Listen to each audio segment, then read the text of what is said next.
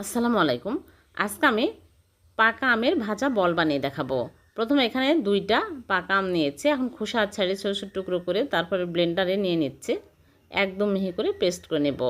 তারপরে আমি একটা বোলের মধ্যে নিয়ে নিচ্ছি। একদম মিহি করে নিতে হবে। আর এর মধ্যে দিয়ে দিচ্ছি চিনি পরিমাণ মতো, স্বাদ মতো লবণ দিয়ে ভালো করে ফেটিয়ে নেব।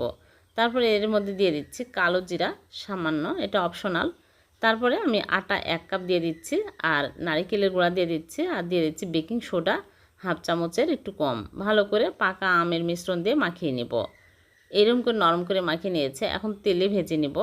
তেল হাই হিটে গরম করে তেলের মধ্যে দিয়ে উল্টে পাল্টে ভেজে নিতে হবে।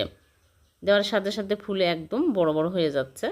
খুবই টেস্টি। এভাবে পাকা আমের ভাজা বল বানিয়ে দেখবেন, খেতে অনেক মজার হয়। ভালো লাগলে লাইক কমেন্ট শেয়ার করে দেবেন। আবার দেখা হবে। আল্লাহ হাফেজ।